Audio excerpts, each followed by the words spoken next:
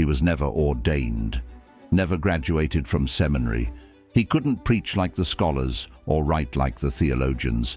In fact, the first time he spoke in public, people laughed. He was just a shoe salesman, poor grammar, a country accent, no credentials. And yet, Dwight L. Moody became one of the most powerful evangelists in history, leading millions to Christ and shaking nations with the gospel. So, what was his secret? This is the story of a man who proved that God doesn't need your qualifications. He just needs your obedience. Dwight L. Moody was born in 1837 in Northfield, Massachusetts, into poverty. His father died when Dwight was only 4 years old. That left his mother, Betsy, with 9 children and no income. They were so poor that Dwight had to drop out of school by the 5th grade. By age 17, he moved to Boston to work in his uncle's shoe store, just to survive. But his uncle had one condition. Dwight had to go to church every Sunday. He agreed, only to keep the job. But that's when God started working. One day, Dwight's Sunday school teacher, Edward Kimball, walked into the shoe store. And in a quiet, awkward moment, between dusty shelves and worn-down soles, he told Dwight how much God loved him. That conversation changed the direction of Moody's life. In the back of that store, he gave his heart to Jesus. No flashing lights, no dramatic altar call, just one ordinary man talking to another, and a seed of destiny planted in the soil of a broken life.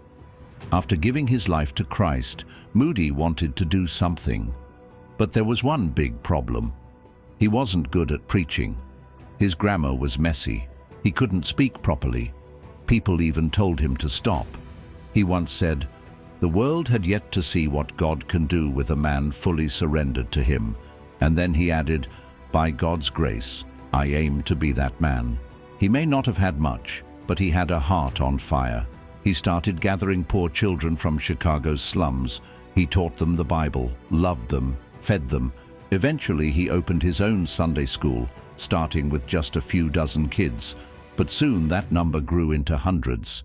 Even President Lincoln visited once. This wasn't just Sunday school anymore. It was a movement.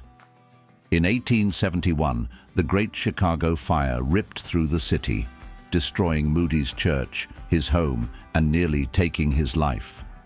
But out of that devastation came something powerful. Moody emerged with a new urgency. He realized something. You can't wait to get everything perfect before you preach the gospel. People need hope now. He started holding revival meetings, first in America, then in England, Scotland, and beyond. In every place, the same thing happened. Crowds gathered, hearts broke, lives changed. And Moody didn't do it with impressive language. He didn't try to sound holy. He just told people that Jesus loved them, forgave them, and wanted them home. Millions came to Christ. Not everyone liked what Moody was doing. Some called him too emotional. Others said he was too uneducated. Even some pastors said his methods were undignified. But Moody didn't flinch. He said, "I'd rather be criticized for bringing people to Jesus than be praised for doing nothing." And behind every sermon, there was an army of prayer warriors. In fact, Moody never entered a city without prayer teams going in first. He believed revival didn't come through personality. It came through prayer. Moody wasn't trying to build his own empire. He cared about souls, not spotlights. He founded the Moody Bible Institute in 1886, not to promote his name, but to train up the next generation of leaders. That school still exists today. He also started publishing books and Bibles so people could grow in their faith. And he raised up new preachers, passing the baton so the fire wouldn't die with him. Moody preached until his final days, often to crowds of 10,000 plus people. On December 22, 1899, Dwight L. Moody passed away at age 62. But even on his deathbed, his heart was still on fire. He looked up and said, Earth is receding, heaven is opening, God is calling. Then he smiled and stepped into eternity. So, what's the takeaway? You don't need a degree. You don't need to be popular. You don't need to be perfect. You just need to be surrendered. Dwight L. Moody proved that one ordinary life, given fully to God, can change the world.